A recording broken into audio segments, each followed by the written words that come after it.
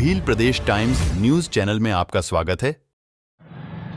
भील प्रदेश time channel में आपका स्वागत है। और सबसे पहले तो आपका परिचय बताइए। मेरा नाम भरत परमार है। मैं एक सामाजिक कार्यकर्ता हूँ भील प्रदेश मुक्ति मोर्चा और डूंगरपुर राजस्थान से। जैसे कि अभी लोकसभा चुनाव है, उसको लेके आप बीएपी से बिलोंग करते हो।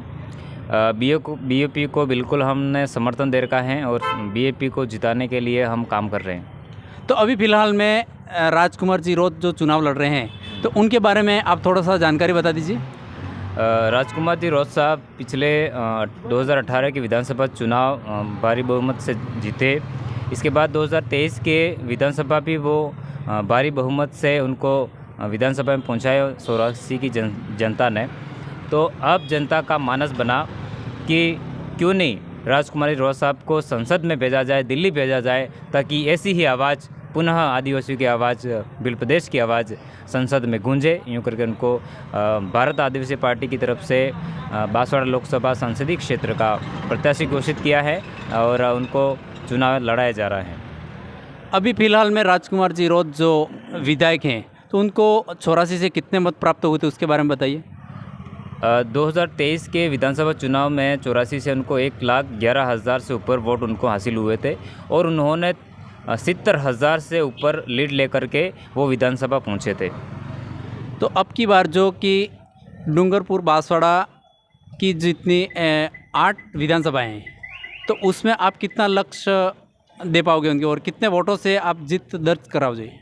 अभी लक्ष्य ये है कि प्रत्येक विधानसभा से 1-1 लाख का वोट मिलेगा और इससे भी ज़्यादा वोट मिलने की पूरी उम्मीद है। डूंगरपुर की 3 विधानसभाएं हैं, 84, सागवाड़ा और डूंगरपुर। यहाँ से 1 लाख से ऊपर 1-1 लाख से वोट ऊपर मिलेगा और पूरा डूंगरपुर तीनों विधानसभा के मिलकर के 4 लाख के वोट आसपास हमको यहाँ से मिलेंगे और 5 लाख वोट 5 विधानसभा बांसवाड़ा में है, वहाँ से हमको मिलेंगे। तो हमारी बढ़त 8 लाख से 10 लाख वोटों की रहेगी और इस बढ़त के साथ में ही राजकुमार रोज साहब संसदीय क्षेत्र बांसवाड़ा से लोकसभा के रूप में वो विजित होंगे और दिल्ली जाएंगे। उसी के सिलसिले में जैसे कि मालवीय जी ने अभी कांग्रेस से बीजेपी ज्वाइन की है, तो उसके बारे में आपकी क्या राय है?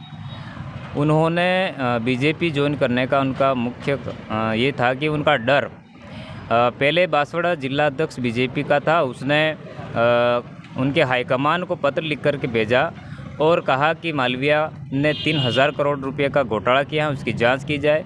इसी डर से, ईडी की डर से ही वो बीजेपी ज्वाइन किया और बीजेपी वालों ने उसको मोहरा बना करके उसको टिकट दी।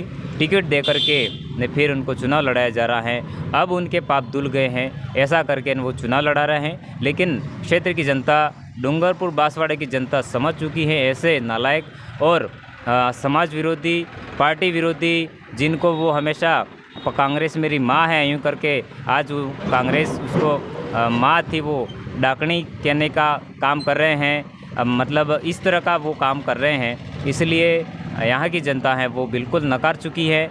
ऐसे विश्वासघाती जो लोग हैं, सिर्फ अपने पेट भरने के लिए काम करते हैं, ऐसे नेताओं को जनता सबक सिखाएगी। लोकतांत्रिक तरीके से उनको जोरदार तमाचा मिलने वाला है इस लोकसभा चुनाव 2024 में। जैसे कि कांग्रेस के हाईकमान ने दावा किया है कि हम गठबंधन करेंगे, तो यहाँ क्या स्थिति है, बताइए। कांग्रेस हाईकमान ने ट्वीट करके बताया है कि बीएपी के साथ में गठबंधन होगा, लेकिन यहाँ के स्थानीय कुछ नेता अपनी स्वार्थ सिद्धि के लिए जो उम्मीदवार उन्होंने लोकसभा प्रत्याशी के रूप में कांग्रेस से खड़ा किया था उसको छिपाया गया, उसको वापस फॉर्म नहीं खींचने दिया और बागीदौर विधानसभा से जो प्रत्याशी था उसका भी फॉर्म उन्होंने नहीं खींचना दिया। उसके पीछे का षड्यंत्र पूरा मालवीय का है। मालवीय के जो कोई भक्त हैं, ऐसे भक्त जो कांग्रेस में रह करके बीजेपी का सपोर्ट करते हैं, ऐसे लोगों ने मालवीय को जिताने के लिए 2 उम्मीदवार उन्होंने इस तरह से उन्होंने खड़े किए। साथ ही आपको पता होगा कि एक ही एफिडेविट से जो मालवीय के एफिडेविट बनाया था, वो ही एफिडेविट 2 राजकुमार खड़े करने वाले वही वकील था। तो इस प्रकार का षड्यंत्र करके राजकुमार रोस साहब को हराने का षड्यंत्र कर रहे हैं, लेकिन वो विफल नहीं होंगे। हम भारी बहुमत से हम विजयी होने वाले हैं। तो अभी जो राजकुमार जी का जो चुनाव चिन्ह है उसके बारे में बताइए। चुनाव चिन्ह विधानसभा में चुनाव के समय भी वही था, हॉकी स्टिक, जिसे हम हमारी भाषा में, अपने स्थानीय भाषा भिली भाषा में उसको गीड़ा डोट कहते हैं।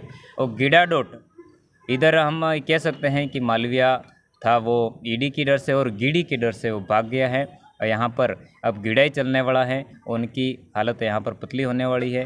वो उनका हारना 100% होगा, क्योंकि भले कोई भी लगा दे, वो पैसा लगा दे, दारू बांटने, किसी प्रकार का प्रलोभन देने की कोशिश करेंगे, लेकिन जनता अब समझ चुकी है, अब उनके फेवर में आने वाली नहीं है।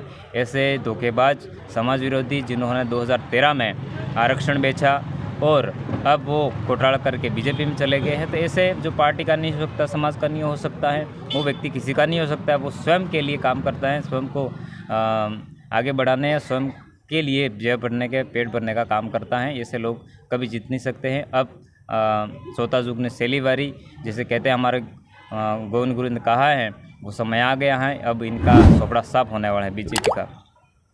बहुत बहुत धन्यवाद भरत भाई समाज सेवी को, और हमारे बिल प्रदेश टाइम चैनल में जुड़ने के लिए धन्यवाद। धन्यवाद। Subscribe now and press the bell icon. Never miss an update.